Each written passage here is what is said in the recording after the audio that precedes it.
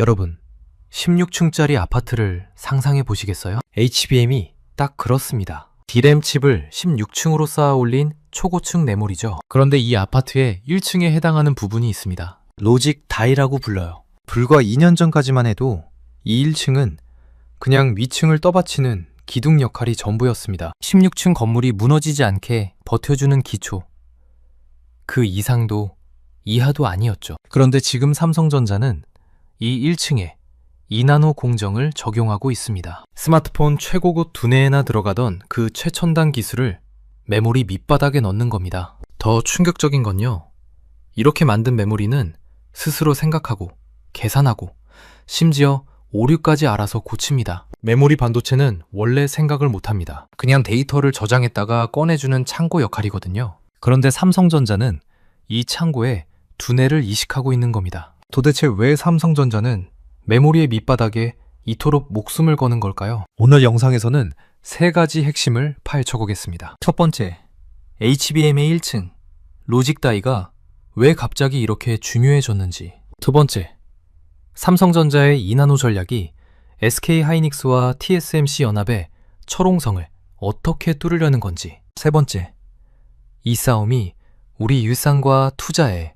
어떤 영향을 미치게 될지. 이 영상 하나면 지금 반도체 시장에서 벌어지고 있는 가장 뜨거운 전쟁의 본질이 한눈에 들어오실 겁니다. 그럼 바로 시작하겠습니다. 본격적인 분석에 들어가기 전에 아직 구독 안 하신 분들은 지금 구독 버튼 눌러주시면 감사하겠습니다. 이런 경제 이야기 꾸준히 전해드리고 있습니다. 자, 본론으로 들어가기 전에 먼저 HBM이 뭔지부터 확실하게 짚고 가겠습니다. HBM, 영어로 High Bandwidth Memory입니다. 한국말로 하면 고대역폭 메모리인데요. 이름이 좀 어렵죠?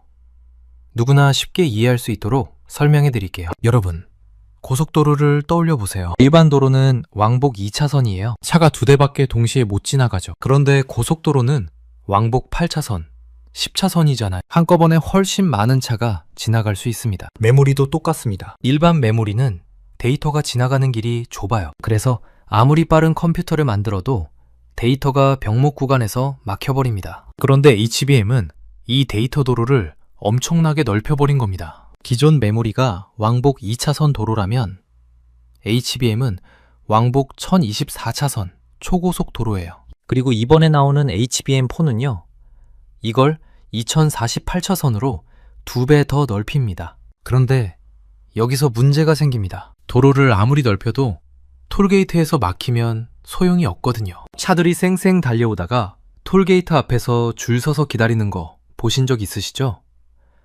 똑같은 일이 메모리에서도 벌어집니다. HBM에서 이 톨게이트 역할을 하는 게 바로 맨 밑바닥에 있는 로직 다이입니다. 아까 16층 아파트의 1층이라고 했죠? 이 1층이 바로 데이터가 드나드는 관문이에요. 과거에는 이 로직 다이가 단순했습니다. 그냥 위에 쌓인 D램 칩들이 무너지지 않게 받쳐주고 데이터가 들어오면 위층으로 올려보내고 나가면 내려보내고, 이게 전부였어요. 마치 아파트 1층에 있는 단순한 출입구 같은 거죠. 그런데 HBM4 시대가 되면서 상황이 완전히 달라졌습니다. 데이터 통로가 2048개로 늘어나면서 이걸 관리하는 게 엄청나게 복잡해진 거예요. 비유를 하자면요, 원래 2차선 도로의 톨게이트는 아르바이트생 2명이면 충분했어요. 그런데 갑자기 2048차선이 되면서 이걸 관리하려면 슈퍼컴퓨터급 관제 시스템이 필요해진 겁니다. 그래서 삼성전자가 꺼낸 카드가 바로 2나노 공정입니다. 2나노가 뭐냐고요? 머리카락 굵기가 보통 8만 나노미터 정도 됩니다. 2나노는 머리카락의 4만 분의 1 굵기로 회로를 새기는 기술이에요. 지금 세상에서 가장 미세한 반도체 공정이 바로 이 2나노입니다. 원래 이 기술은 스마트폰의 두뇌인 AP, 애플리케이션 프로세서에나 쓰는 최첨단 기술이에요. 삼성 갤럭시의 엑시노스, 애플 아이폰의 A 시리즈 칩 같은 데 들어가는 거죠. 그런데 삼성전자가 이 귀한 기술을 메모리의 밑바닥, 로직 다이에 적용하겠다고 선언한 겁니다. 이게 왜 충격적이냐면요, 지금까지 로직 다이에는 12나노나 5나노 정도의 공정을 썼어요. 그런데 갑자기 2나노로 점프한 겁니다. 마치 경차 엔진 달던 자리에 페라리 엔진을 박아놓는 것과 비슷해요. 그러면 이 2나노 로직 다이가 뭘 할 수 있느냐? 크게 세 가지입니다. 첫째, PIM이라는 기술이 가능해집니다. Processing in Memory. 메모리 안에서 직접 연산을 한다는 뜻이에요. 원래 메모리는 데이터를 저장만 하고 계산은 CPU나 GPU한테 보내서 시켰어요. 그런데 이제 메모리가 직접 간단한 계산을 해버립니다. 이게 왜 대단하냐면요. 데이터를 왔다 갔다 보내는데 엄청난 전기가 들어요. 그런데 메모리 안에서 바로 계산해버리면 이 에너지를 85% 이상 아낄 수 있습니다. AI 데이터 센터에서 전기세가 얼마나 많이 나오는지 아시죠? 이걸 획기적으로 줄일 수 있는 겁니다. 둘째, 오류 정정 기능이 강화됩니다. 데이터가 이동하다 보면 중간에 깨지는 경우가 있어요. 원래는 이걸 CPU가 발견하고 고쳐야 했는데 이제 로직 다이가 알아서 감지하고 수정해버립니다. 마치 아파트 1층에 경비 시스템이 생겨서 수상한 사람은 자동으로 걸러내는 것과 같아요. 셋째, 맞춤형 설계가 가능해집니다. 이게 정말 중요한 부분인데요. 고객사가 원하는 특별한 기능을 로직 다이에 심을 수 있어요. 엔비디아가 원하는 기능, 테슬라가 원하는 기능, 구글이 원하는 기능을 각각 다르게 넣어줄 수 있다는 겁니다. 자, 그러면 지금 HBM 시장이 얼마나 뜨거운지 숫자로 확인해 보겠습니다. 2026년 현재 전 세계 데이터 센터가 메모리 칩 생산량의 70%를 싹쓸이하고 있습니다. 10년 전만 해도 데이터 센터용 메모리는 전체의 20% 정도였어요. 그런데 AI 붐이 터지면서 이 비율이 3배 넘게 뛰었습니다. HBM4 한 개, 가격이 얼마인지 아세요? $500 중반대입니다. 우리 돈으로 약 75만 원이에요. 이전 세대인 HBM3보다 50%나 비싸졌습니다. 그런데도 물건이 없어서 못 팔아요. 서버용 D램 가격은 2026년 1분기에만 60%에서 70% 폭등했습니다. 왜냐고요? HBM 만들려고 일반 D램 생산 라인을 돌려버렸거든요. HBM이 워낙 비싸게 팔리니까 반도체 회사들이 일반 D램보다 HBM 만드는데 집중하는 거예요. 그러니까 일반 D램은 물량이 줄고 가격이 뛰는 거죠. HBM4의 데이터 전송 속도는 초당 2TB를 넘습니다. 이게 어느 정도냐면요. 4K 초고화질 영화 한 편이 보통 20GB 정도 합니다. 초당 2TB면 1초에 4K 영화 100편을 전송하는 속도예요. 눈 깜짝할 사이에 영화 100편이 왔다 갔다 하는 겁니다. 그러면 지금 이 뜨거운 HBM 시장을 누가 장악하고 있느냐? 1위는 SK 하이닉스입니다. 시장 점유율이 약 53%예요. 절반이 넘죠.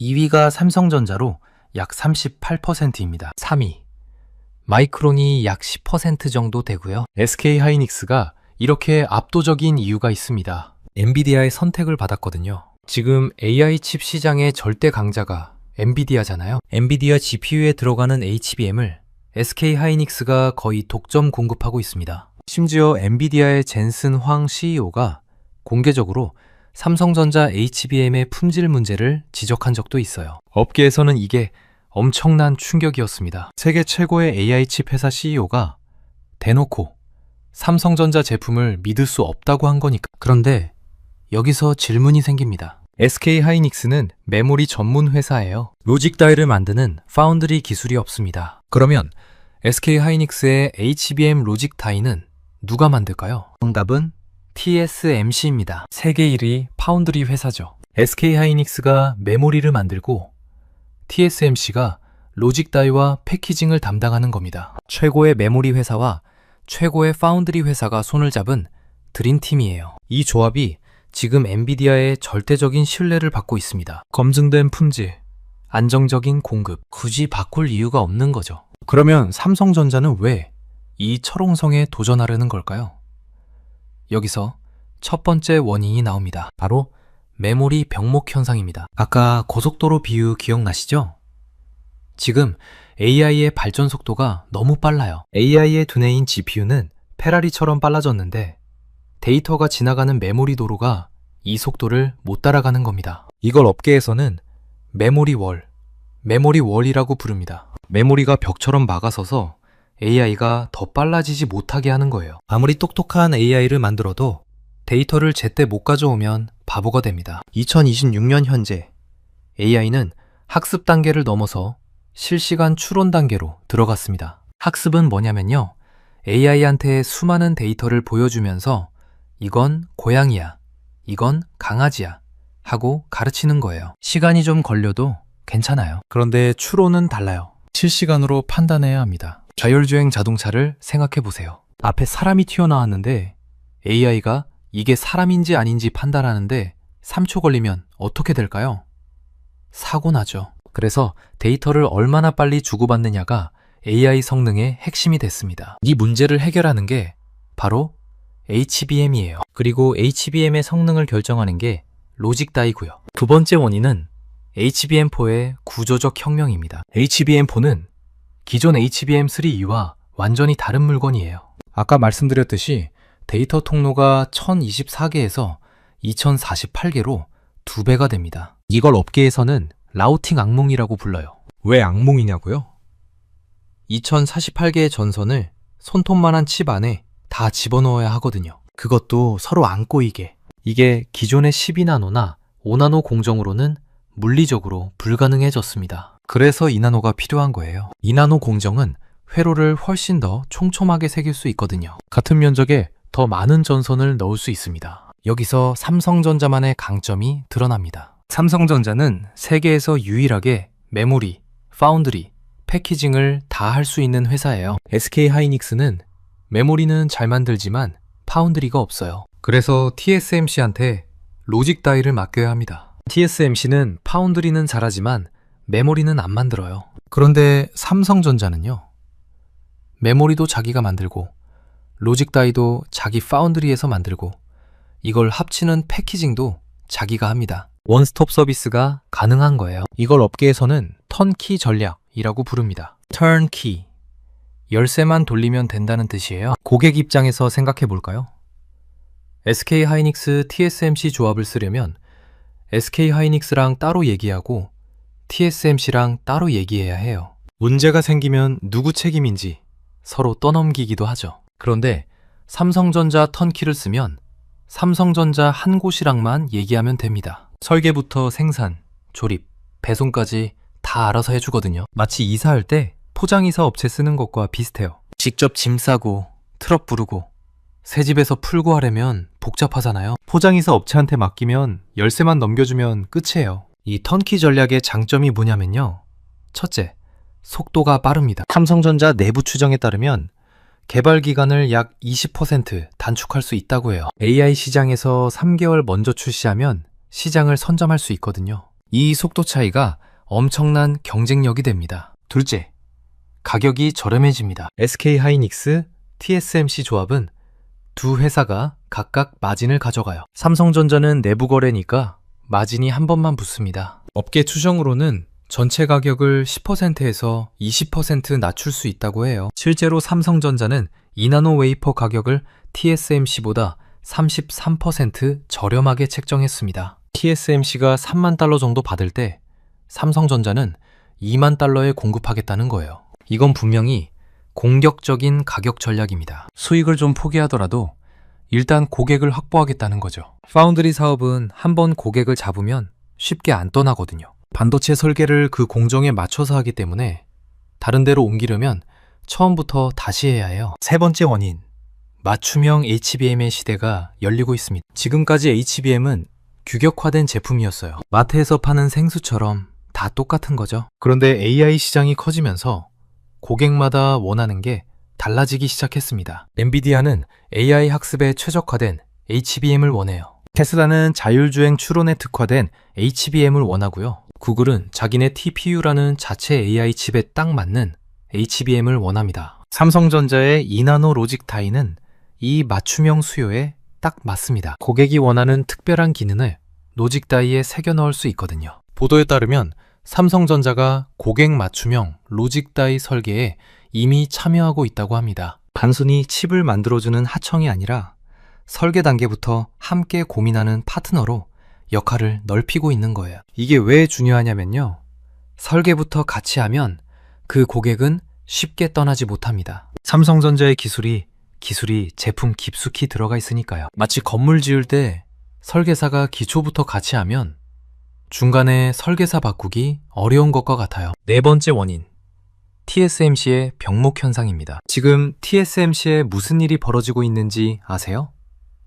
3나노 공정 물량이 내년까지 꽉 찼습니다. AI 반도체 수요가 폭발하면서 주문이 밀려 있는 거예요. 도이치뱅크 분석에 따르면 TSMC가 증설을 해도 수요를 따라가지 못하고 있다고 합니다. 아무리 좋은 공장이라도 물건을 제때 못 만들어주면 의미가 없잖아요. 이런 상황에서 퀄컴, AMD 같은 빅테크 기업들이 삼성전자의 3나노, 2나노 공정을 현실적인 대안으로 검토하고 있다는 분석이 나옵니다. TSMC에서 밀리는 고객들이 삼성전자로 눈을 돌리기 시작한 거예요. 여기서 중요한 변화가 하나 더 있습니다. 삼성 파운드리의 고질적인 약점으로 꼽히던 수율 문제가 개선되고 있어요. 수율이 뭐냐면요, 반도체를 100개 만들었을 때 멀쩡한 게 몇 개냐는 거예요. 수율이 50%면 100개 중 50개만 쓸 수 있고 나머지 50개는 버려야 합니다. 당연히 수율이 높을수록 원가가 낮아지고 경쟁력이 생기죠. 업계 보고에 따르면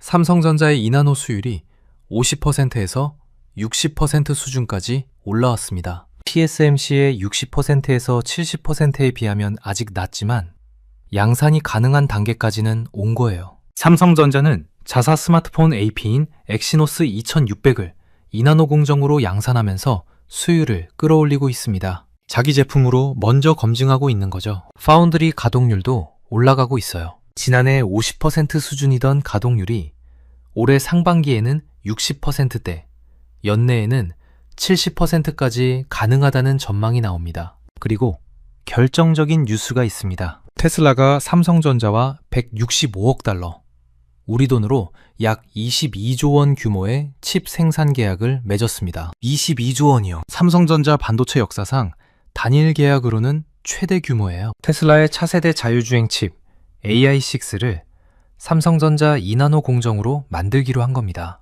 이 계약이 왜 중요하냐면요, 테슬라가 삼성전자의 2나노 기술을 인정했다는 뜻이거든요. 자율주행 칩은 사람 목숨이 달린 제품이에요. 아무한테나 맡기지 않습니다. 테슬라뿐만이 아닙니다. 구글의 7세대 TPU에도 삼성전자의 HBM4가 들어갈 가능성이 높다고 합니다. 보도에 따르면 삼성전자의 HBM4가 브로드컴의 테스트를 우수한 성적으로 통과했다고 해요. 브로드컴은 구글 TPU의 설계를 담당하는 회사입니다. 구글이 삼성전자의 커스텀 로직 다이 설계를 통해 TPU 성능 최적화를 검토하고 있다는 얘기도 나옵니다. 테슬라, 구글, 이 정도면 반 엔비디아 진영의 핵심 고객들을 확보하고 있는 겁니다. 엔비디아 GPU를 안 쓰고 자체 칩을 만드는 회사들이 삼성전자 편에 서기 시작한 거예요. 자, 그러면 이 싸움이 어떻게 흘러갈지 역사와 비교해서 살펴보겠습니다. 사실 반도체 역사에서 후발주자가 선두를 뒤집은 사례가 있습니다.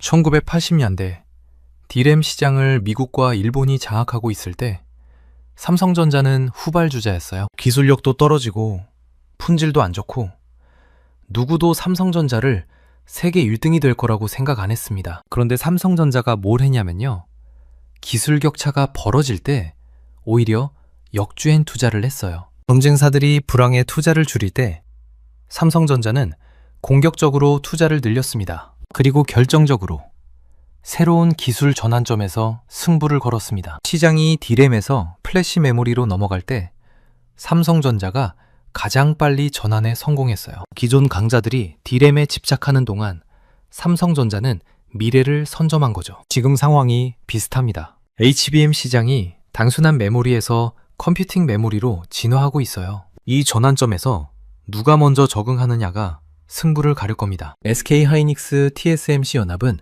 현재 강자입니다. 엔비디아의 신뢰를 받고 있고 검증된 기술력을 갖고 있어요. 안정적이죠? 하지만 약점도 있습니다. 두 회사의 협업이다 보니 의사결정이 느릴 수 있어요. 그리고 TSMC 공정에 문제가 생기면 SK하이닉스 HBM 공급도 막힙니다. 2023년에 실제로 TSMC 코어스 패키징 물량이 부족해서 HBM 공급에 차질이 생긴 적도 있었거든요. 삼성전자의 턴키 전략은 이 약점을 노리는 겁니다. 모든 걸 한 곳에서 해결하니까 빠르고 책임 소재가 명확하고 가격도 낮출 수 있다. 다만 삼성전자 하나에 다 맡기는 게 위험하다고 느끼는 고객도 있을 거예요. 업계에서는 이걸 벤더 락인 리스크라고 부릅니다. 벤더 락인.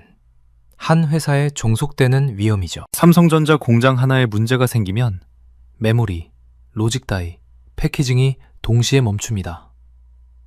고객 입장에서는 달걀을 한 바구니에 다 담는 거잖아요. 바구니 떨어뜨리면 다 깨지는 거죠. 그래서 대형 고객사들은 멀티벤더 전략을 선호합니다. 삼성전자한테도 주고 SK 하이닉스한테도 주고 한쪽이 막히면 다른 쪽에서 받을 수 있도록 삼성전자도 이걸 알고 있습니다. 그래서 처음부터 엔비디아의 1등 공급자를 노리는 게 아니라 2등 공급자 지위를 먼저 확보하려는 전략을 쓰고 있어요.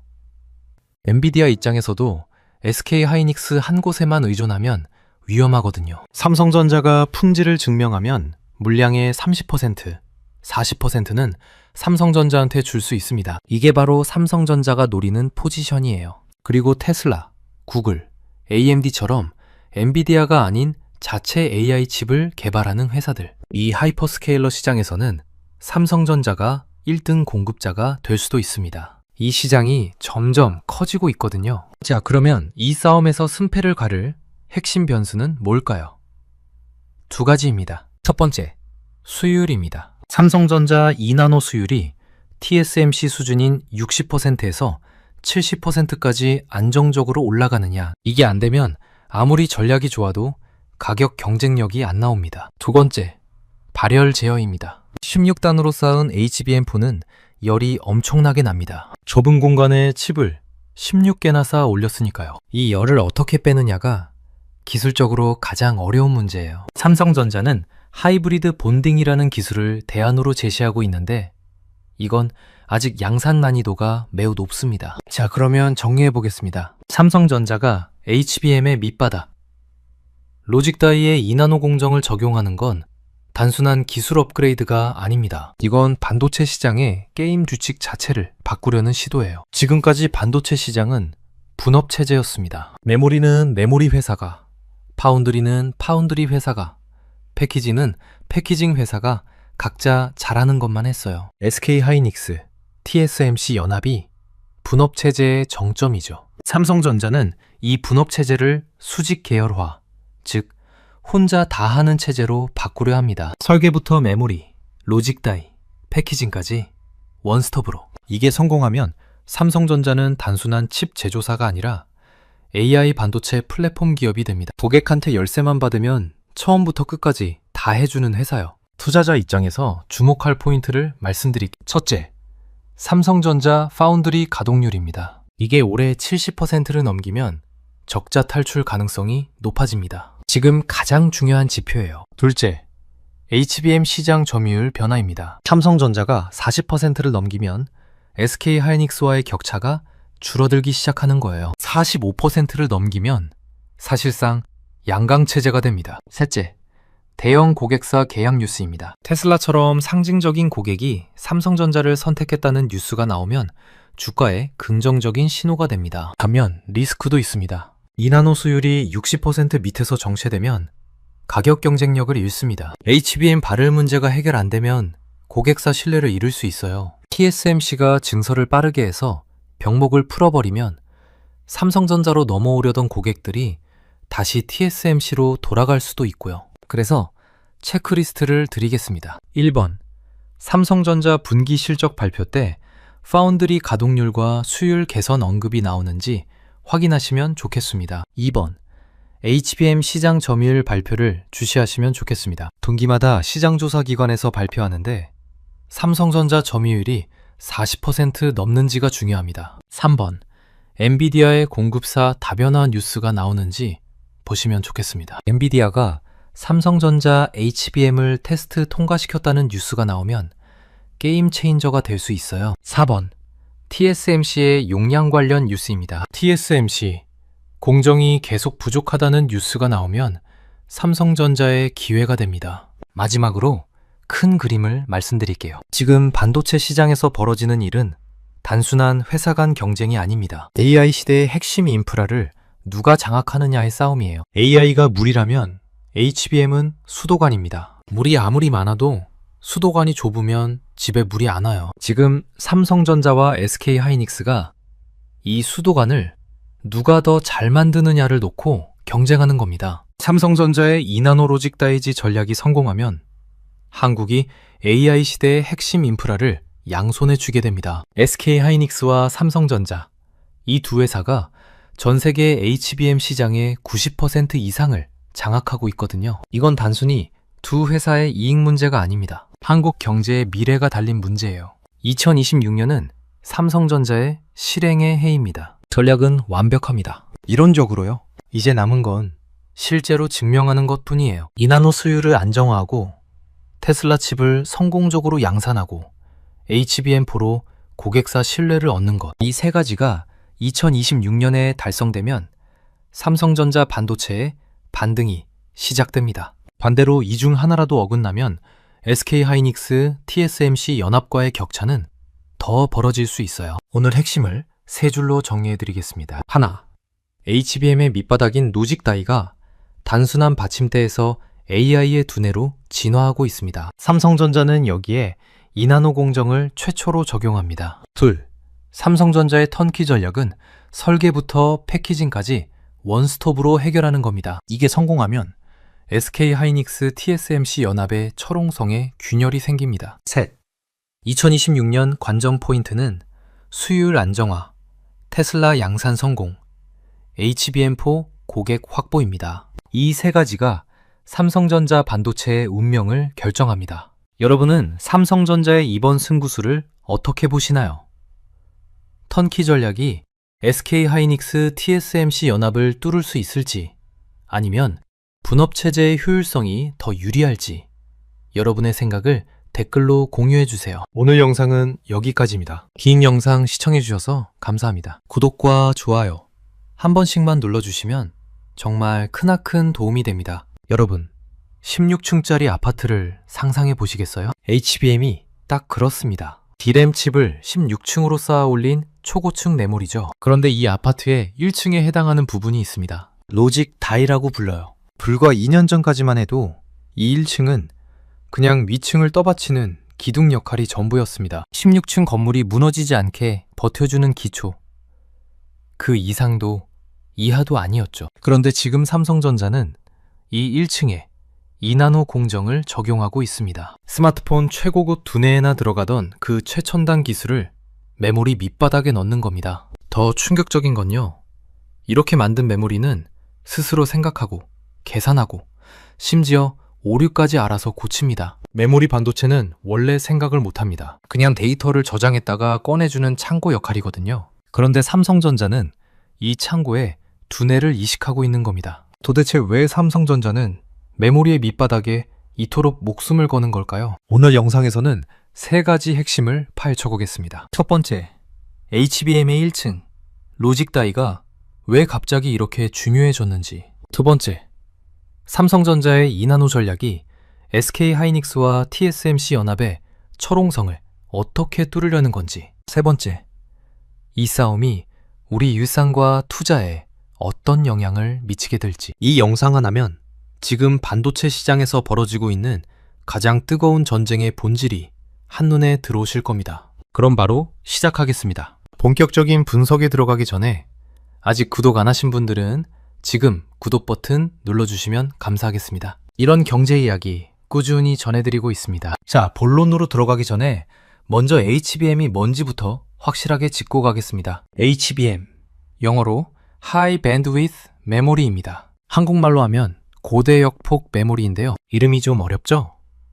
누구나 쉽게 이해할 수 있도록 설명해 드릴게요. 여러분, 고속도로를 떠올려 보세요. 일반 도로는 왕복 2차선이에요. 차가 2대밖에 동시에 못 지나가죠. 그런데 고속도로는 왕복 8차선, 10차선이잖아요. 한꺼번에 훨씬 많은 차가 지나갈 수 있습니다. 메모리도 똑같습니다. 일반 메모리는 데이터가 지나가는 길이 좁아요. 그래서 아무리 빠른 컴퓨터를 만들어도 데이터가 병목 구간에서 막혀버립니다. 그런데 HBM은 이 데이터 도로를 엄청나게 넓혀버린 겁니다. 기존 메모리가 왕복 2차선 도로라면 HBM은 왕복 1024차선 초고속 도로예요. 그리고 이번에 나오는 HBM4는요, 이걸 2048차선으로 2배 더 넓힙니다. 그런데 여기서 문제가 생깁니다. 도로를 아무리 넓혀도 톨게이트에서 막히면 소용이 없거든요. 차들이 쌩쌩 달려오다가 톨게이트 앞에서 줄 서서 기다리는 거 보신 적 있으시죠? 똑같은 일이 메모리에서도 벌어집니다. HBM에서 이 톨게이트 역할을 하는 게 바로 맨 밑바닥에 있는 로직 다이입니다. 아까 16층 아파트의 1층이라고 했죠? 이 1층이 바로 데이터가 드나드는 관문이에요. 과거에는 이 로직 다이가 단순했습니다. 그냥 위에 쌓인 D램 칩들이 무너지지 않게 받쳐주고 데이터가 들어오면 위층으로 올려보내고 나가면 내려보내고 이게 전부였어요. 마치 아파트 1층에 있는 단순한 출입구 같은 거죠. 그런데 HBM4 시대가 되면서 상황이 완전히 달라졌습니다. 데이터 통로가 2048개로 늘어나면서 이걸 관리하는 게 엄청나게 복잡해진 거예요. 비유를 하자면요. 원래 2차선 도로의 톨게이트는 아르바이트생 2명이면 충분했어요. 그런데 갑자기 2048차선이 되면서 이걸 관리하려면 슈퍼컴퓨터급 관제 시스템이 필요해진 겁니다. 그래서 삼성전자가 꺼낸 카드가 바로 2나노 공정입니다. 2나노가 뭐냐고요?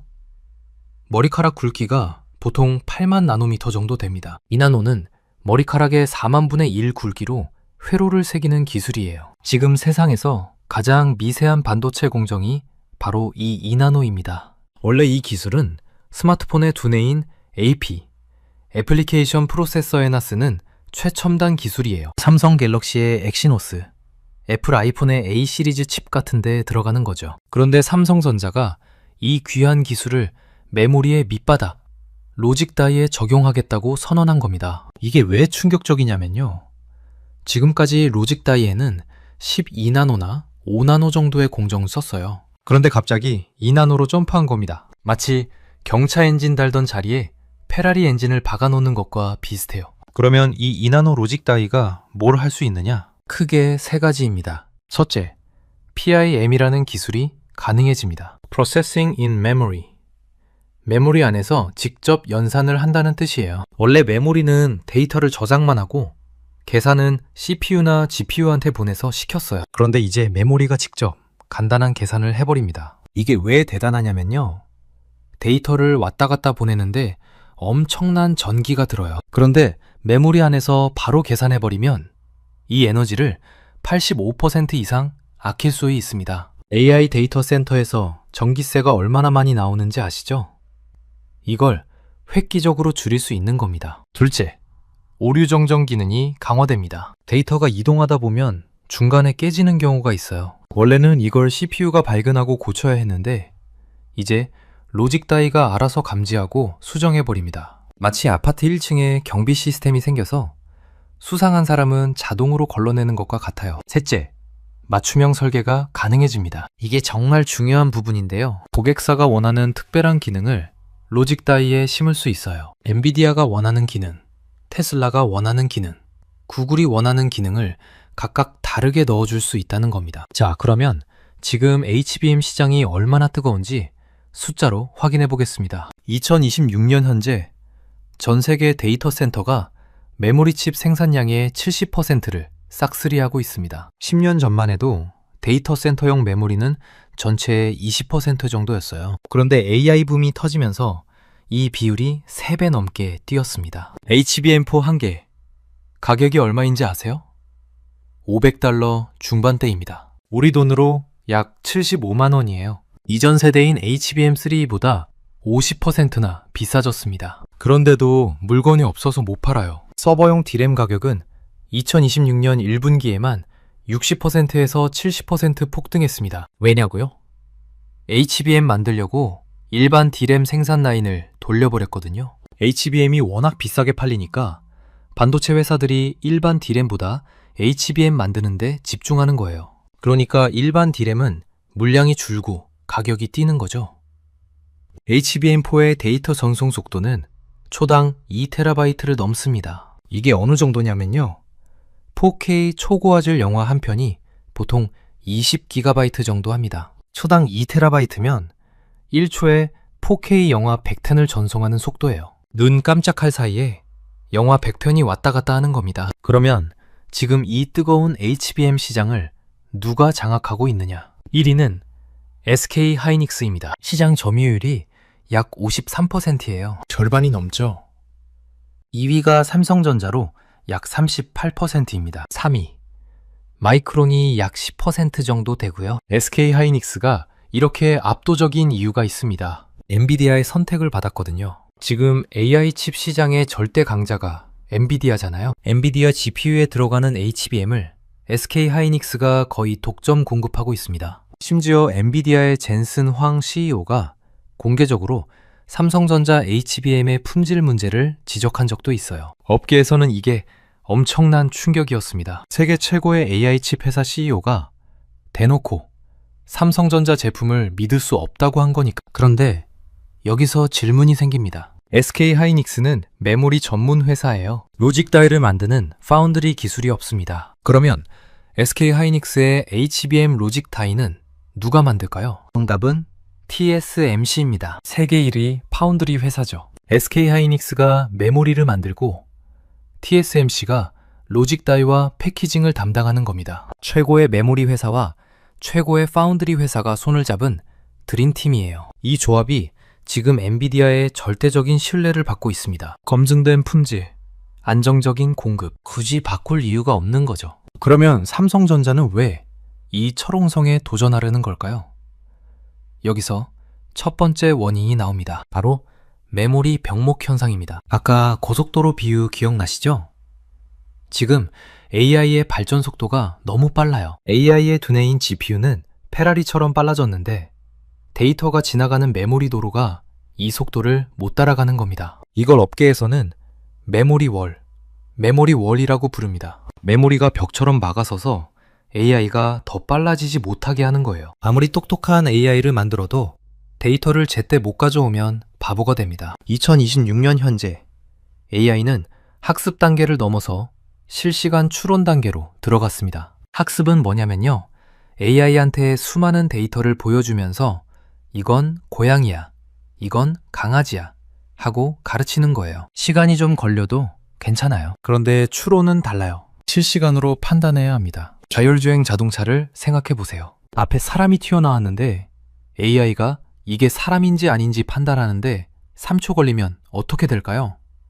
사고 나죠. 그래서 데이터를 얼마나 빨리 주고받느냐가 AI 성능의 핵심이 됐습니다. 이 문제를 해결하는 게 바로 HBM이에요. 그리고 HBM의 성능을 결정하는 게 로직 다이고요. 두 번째 원인은 HBM4의 구조적 혁명입니다. HBM4는 기존 HBM3E와 완전히 다른 물건이에요.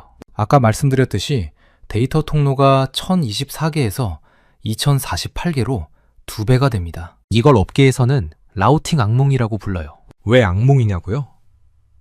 2048개의 전선을 손톱만한 칩 안에 다 집어넣어야 하거든요. 그것도 서로 안 꼬이게. 이게 기존의 12나노나 5나노 공정으로는 물리적으로 불가능해졌습니다. 그래서 2나노가 필요한 거예요. 2나노 공정은 회로를 훨씬 더 촘촘하게 새길 수 있거든요. 같은 면적에 더 많은 전선을 넣을 수 있습니다. 여기서 삼성전자만의 강점이 드러납니다. 삼성전자는 세계에서 유일하게 메모리, 파운드리, 패키징을 다 할 수 있는 회사예요. SK하이닉스는 메모리는 잘 만들지만 파운드리가 없어요. 그래서 TSMC한테 로직 다이를 맡겨야 합니다. TSMC는 파운드리는 잘하지만 메모리는 안 만들어요. 그런데 삼성전자는요. 메모리도 자기가 만들고 로직 다이도 자기 파운드리에서 만들고 이걸 합치는 패키징도 자기가 합니다. 원스톱 서비스가 가능한 거예요. 이걸 업계에서는 턴키 전략이라고 부릅니다. 턴키. 열쇠만 돌리면 된다는 뜻이에요. 고객 입장에서 생각해 볼까요?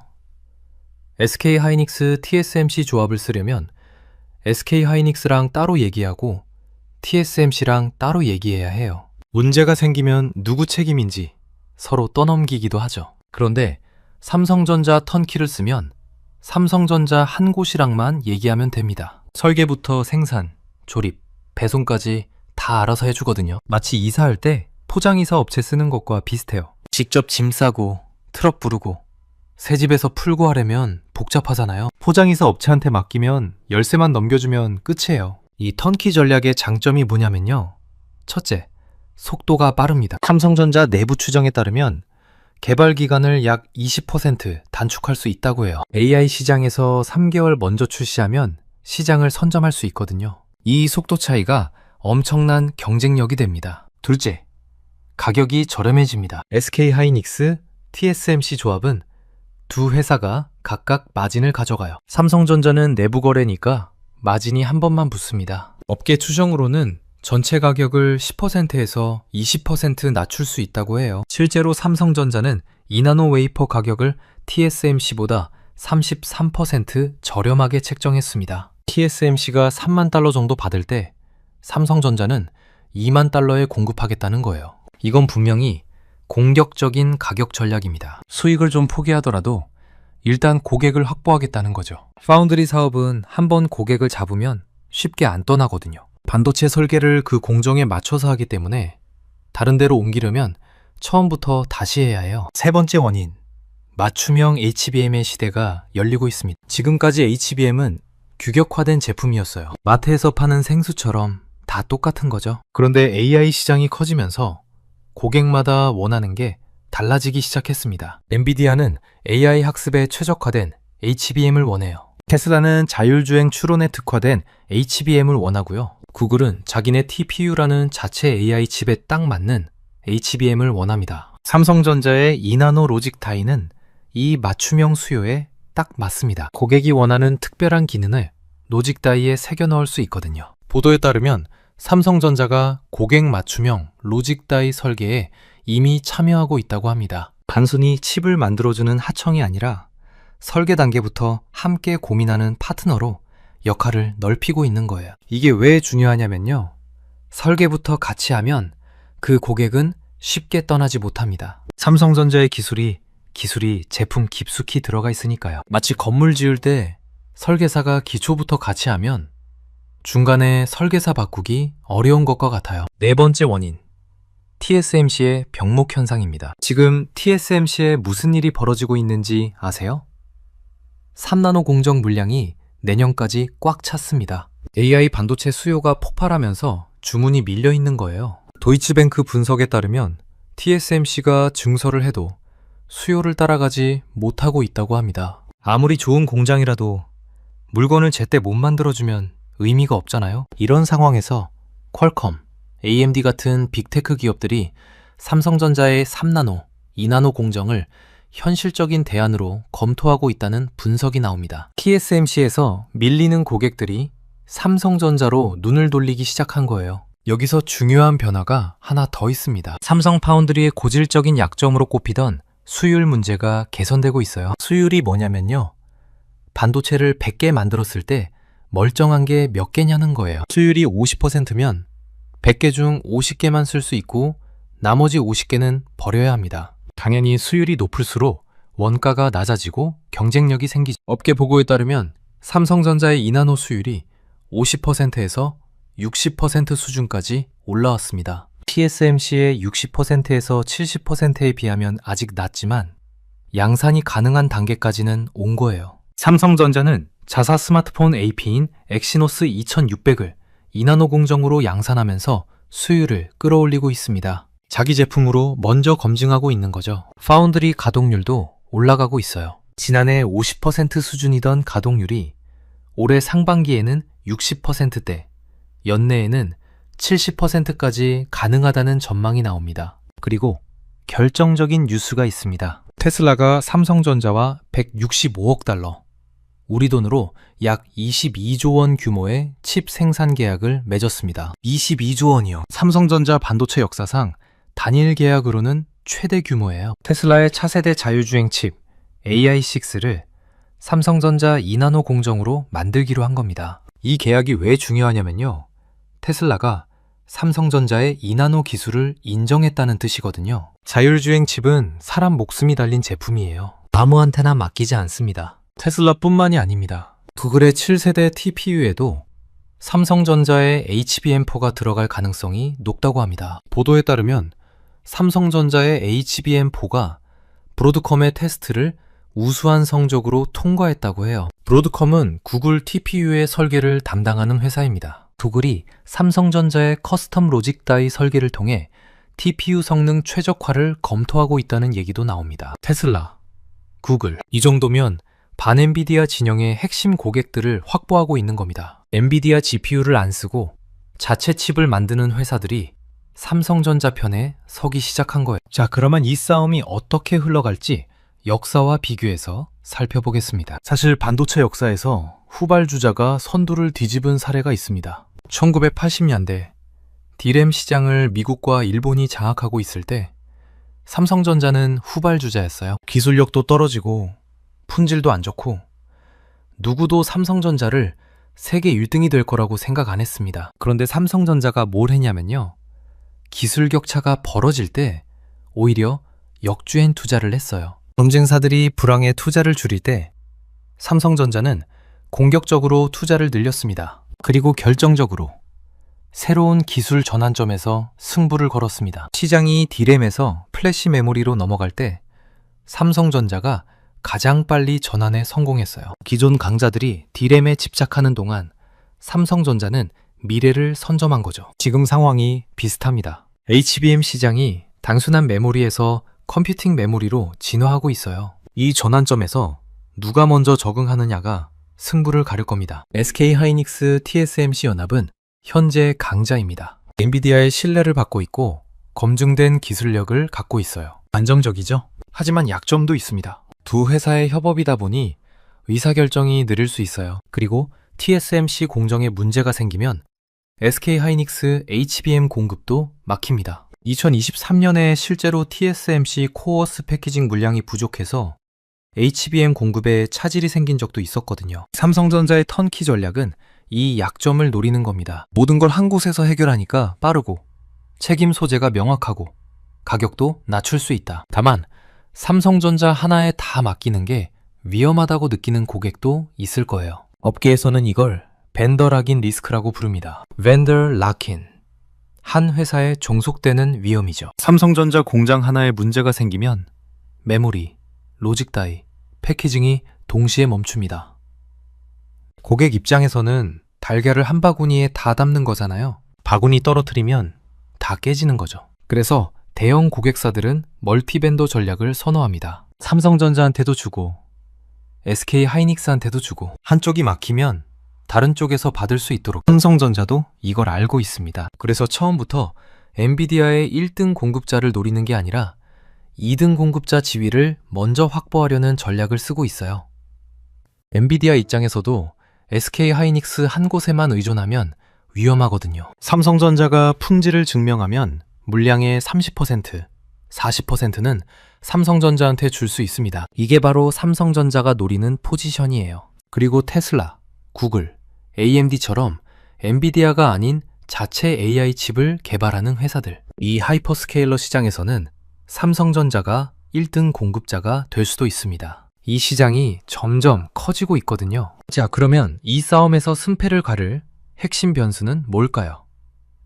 두 가지입니다. 첫 번째, 수율입니다. 삼성전자 2나노 수율이 TSMC 수준인 60%에서 70%까지 안정적으로 올라가느냐. 이게 안 되면 아무리 전략이 좋아도 가격 경쟁력이 안 나옵니다. 두 번째, 발열 제어입니다. 16단으로 쌓은 HBM4는 열이 엄청나게 납니다. 좁은 공간에 칩을 16개나 쌓아 올렸으니까요. 이 열을 어떻게 빼느냐가 기술적으로 가장 어려운 문제예요. 삼성전자는 하이브리드 본딩이라는 기술을 대안으로 제시하고 있는데 이건 아직 양산 난이도가 매우 높습니다. 자, 그러면 정리해 보겠습니다. 삼성전자가 HBM의 밑바닥, 로직 다이의 2나노 공정을 적용하는 건 단순한 기술 업그레이드가 아닙니다. 이건 반도체 시장의 게임 규칙 자체를 바꾸려는 시도예요. 지금까지 반도체 시장은 분업 체제였습니다. 메모리는 메모리 회사가, 파운드리는 파운드리 회사가,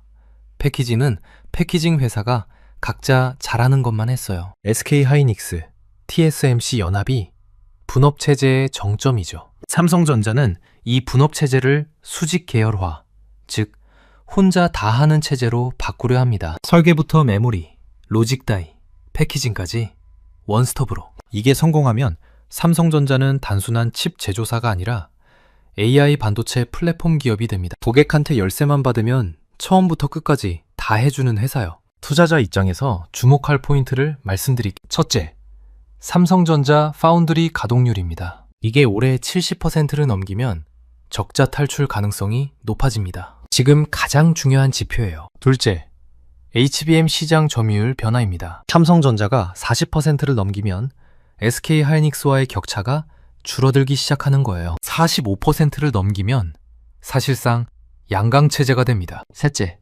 대형 고객사 계약 뉴스입니다. 테슬라처럼 상징적인 고객이 삼성전자를 선택했다는 뉴스가 나오면 주가에 긍정적인 신호가 됩니다. 반면 리스크도 있습니다. 2나노 수율이 60% 밑에서 정체되면 가격 경쟁력을 잃습니다. HBM 발열 문제가 해결 안 되면 고객사 신뢰를 잃을 수 있어요. TSMC가 증설을 빠르게 해서 병목을 풀어버리면 삼성전자로 넘어오려던 고객들이 다시 TSMC로 돌아갈 수도 있고요. 그래서 체크리스트를 드리겠습니다. 1번, 삼성전자 분기 실적 발표 때 파운드리 가동률과 수율 개선 언급이 나오는지 확인하시면 좋겠습니다. 2번, HBM 시장 점유율 발표를 주시하시면 좋겠습니다. 분기마다 시장조사기관에서 발표하는데 삼성전자 점유율이 40% 넘는지가 중요합니다. 3번, 엔비디아의 공급사 다변화 뉴스가 나오는지 보시면 좋겠습니다. 엔비디아가 삼성전자 HBM을 테스트 통과시켰다는 뉴스가 나오면 게임 체인저가 될 수 있어요. 4번, TSMC의 용량 관련 뉴스입니다. TSMC, 공정이 계속 부족하다는 뉴스가 나오면 삼성전자의 기회가 됩니다. 마지막으로 큰 그림을 말씀드릴게요. 지금 반도체 시장에서 벌어지는 일은 단순한 회사 간 경쟁이 아닙니다. AI 시대의 핵심 인프라를 누가 장악하느냐의 싸움이에요. AI가 물이라면 HBM은 수도관입니다. 물이 아무리 많아도 수도관이 좁으면 집에 물이 안 와요. 지금 삼성전자와 SK 하이닉스가 이 수도관을 누가 더 잘 만드느냐를 놓고 경쟁하는 겁니다. 삼성전자의 2나노 로직 다이지 전략이 성공하면 한국이 AI 시대의 핵심 인프라를 양손에 쥐게 됩니다. SK 하이닉스와 삼성전자, 이 두 회사가 전 세계 HBM 시장의 90% 이상을 장악하고 있거든요. 이건 단순히 두 회사의 이익 문제가 아닙니다. 한국 경제의 미래가 달린 문제예요. 2026년은 삼성전자의 실행의 해입니다. 전략은 완벽합니다. 이론적으로요.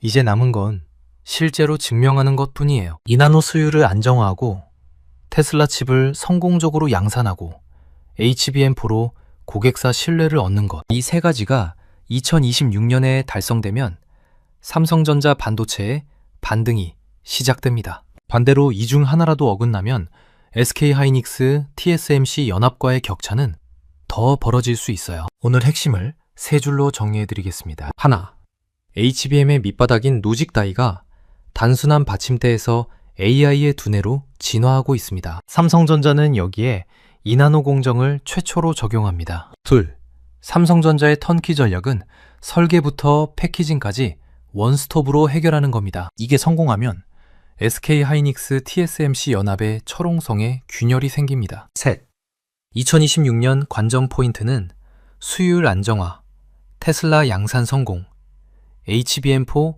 고객 확보입니다. 이 세 가지가 삼성전자 반도체의 운명을 결정합니다. 여러분은 삼성전자의 이번 승부수를 어떻게 보시나요? 턴키 전략이 SK 하이닉스, TSMC 연합을 뚫을 수 있을지, 아니면 분업체제의 효율성이 더 유리할지, 여러분의 생각을 댓글로 공유해주세요. 오늘 영상은 여기까지입니다. 긴 영상 시청해주셔서 감사합니다. 구독과 좋아요 한 번씩만 눌러주시면 정말 크나큰 도움이 됩니다.